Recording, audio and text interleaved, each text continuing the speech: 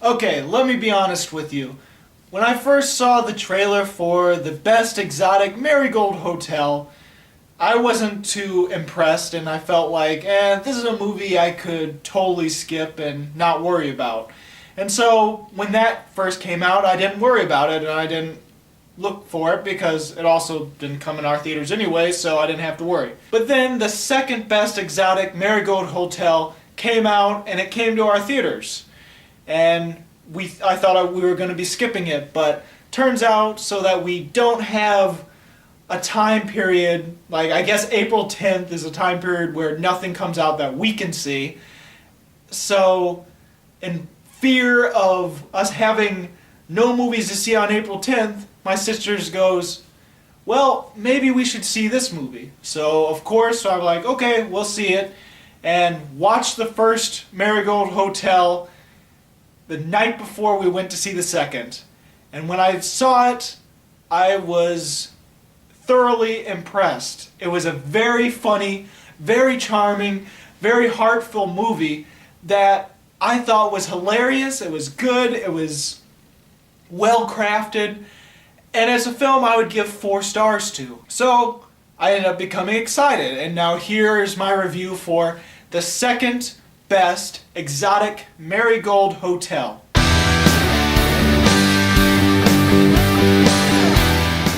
So the second Best Exotic Marigold Hotel is a continuation of the first film. And just like the first film, it has all the same actors and actresses in it.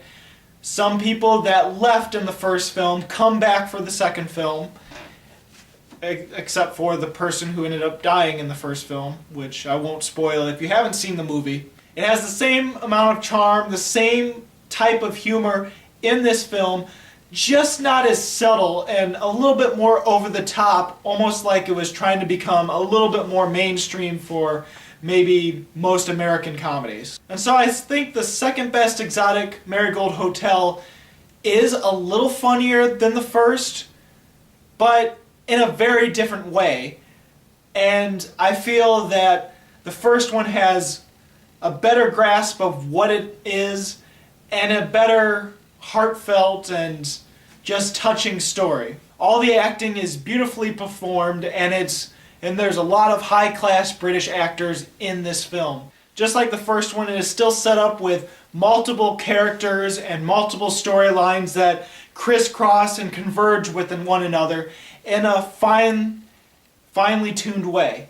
It's still well crafted, it's still done with enough drama and enough comedy to please both ends of that spectrum. I just feel the first one is slightly better than the second. Overall, if you're a fan of the Best Exotic Marigold Hotel, then be sure to watch the second one because you'll still be entertained. You might not like it as much as the first one, but I feel that you'll still like it and feel it's a good sequel. And if you haven't seen either of these two films, I highly recommend renting and seeing the first film because it is astounding.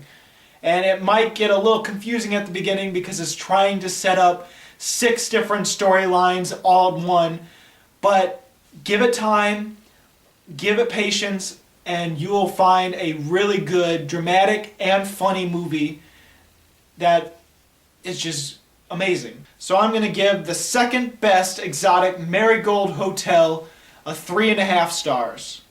It's fun, it's not as good as the first one, it lacks a little bit of the subtlety and to try to do a little bit more over the top and goofiness, but overall it still has the same charm, it's still well acted, it's still well crafted, just like I said, just not as subtle as the first one.